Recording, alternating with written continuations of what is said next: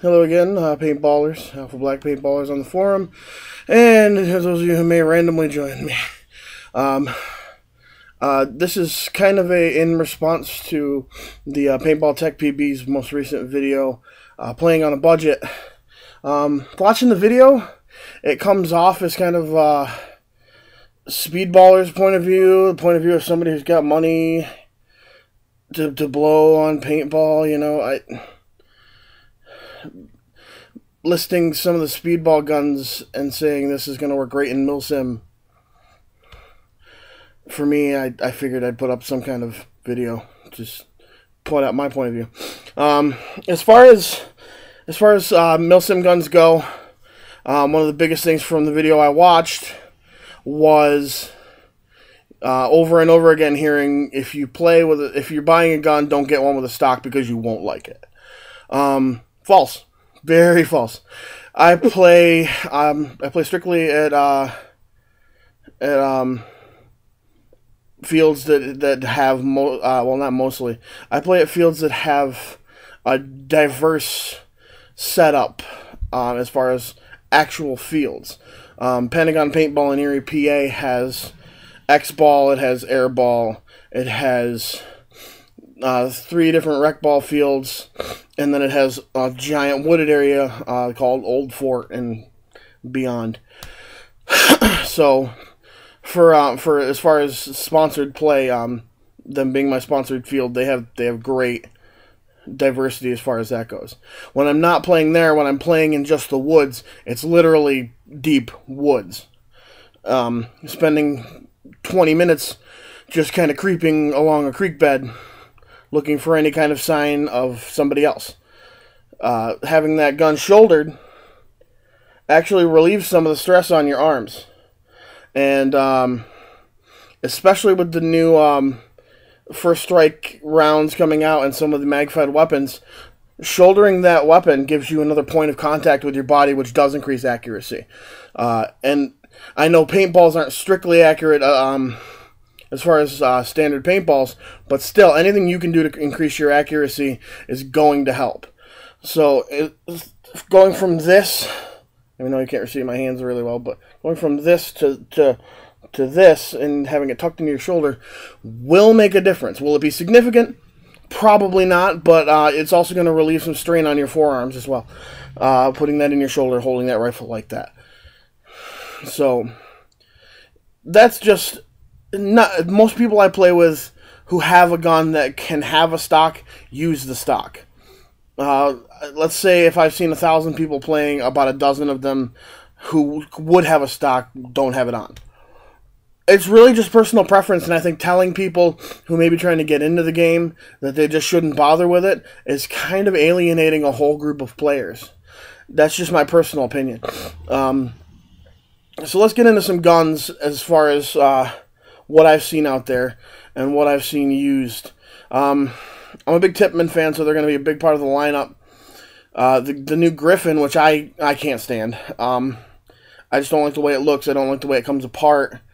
But it's a 98. It's a 98 in a flashy shell. You can't go wrong with 98 internals. The whole thing's just piped well. And Tippmanns are durable. I don't know how this one will take a beating because I haven't personally used it. But Tippmanns are notoriously reliable. So just because you're not spending $400 on the gun doesn't mean that you're not getting a reliable weapon. The reason you're paying so much for these $400, $500, $600 guns is because you're paying for electronics. You're paying significantly more than you should for a board. And that may not suit your style of play. You don't necessarily need ramping in everyday play. And for those players who sit and shoot ropes at you all day, a little tactical movement and you can get 4 or 5 shots on them and take them out. Good teamwork and good communication can have you occupying the player over here shooting ropes at you and get a teammate over here to come in and take them out while they're focused on you. It's not all about just spraying paint at somebody, because again, if you're on a budget, you can't afford 5 cases a game. You just can't. So anyway, the first gun I owned was I was a Piranha, and it was given to me, and it wasn't good. and it didn't work very well. And I got ambitious and tried to take it apart to clean it, and had no idea how to put it back together. And I think it ended up in the garbage. It was a crap gun anyway. From there, I was given an Alpha Black. Yeah, my first milsim gun. I was all about it. I stripped it down and played stock for a while, and then bought a Cyclone feed. That was my second purchase for it, and then an e-grip. The electronic trigger works great. I hate how you turn it on. I hate that it's got a battery timeout, and I hate that you have, like, you can barely see the light. You have to look through the handle to do it. It's just a pain in the butt all around. I understand why it's like that, but I mean, there's no slide-off trigger frame. So as far as the U.S. Army guns go, electronic boards just aren't really worth the time. That's just my personal opinion. A lot of people use them, and a lot of people love them. Just my success hasn't been great. So that was my first gun, and it worked great, and I loved it. And I got the next thing I bought for it was a 16-inch J&J ceramic barrel, which is now sitting on a shelf. J&J ceramics, by the way, amazing barrels. And then I got this. Again, this has got some stuff on it, aftermarket, but I got my Carver 1. It's got a paint job. It's it's got this is a Project Salvo barrel, actually, and it's got a collapsible stock in case I'm running around and don't need it. And it's got a bipod because I do use this as a select fire sniper. It originally costs about $110, $120, brand new right out of the box. You don't get a stock. It's basic hopper, basic small barrel. It looks really good as a CQB. The stock was given to me, so it was, I mean, right out of the box, it shot great, it shot reliable, and it was quiet. So, under $150, and will never quit on you. I've dropped it, I've kicked it, I've stepped on it, it's fallen in the water, it's rugged, it's reliable, and it's quality. From there I got my salvo, but I'll get into that in a minute. One thing I got recently was the BT Omega. Now, it's basically a 98 as well. I don't know why I keep ending up with 98s, but the difference between this is, again, you've got your stock. I usually keep it on either one click or no clicks. It doesn't really matter. It's basically an Alpha Black. It comes apart differently. It takes 85 barrels, but it's got the rip clip, which was electronic. This rip clip cost $70. The gun itself cost about $130. So about half of the price of the gun, I bought this. Again, electronics are what you're paying for. You don't necessarily need them. If you want to pay more for an electronic gun, you can upgrade to that. It's something you can better to. So what I'm saying is spend a little bit of money on a good gun, a good reliable gun, and then upgrade as you go, because then you're not spending all of that money at once. The gun I use as my main weapon of choice is my Project Salvo, Tippmann U.S. Army. Cyclone feed. Scope, I use it as a binocular. If you're out in the field on a long day of play, you can basically sight through it, scan, pick up things you're naked eye can't see. I've got my grip. I don't know if you can see my grip.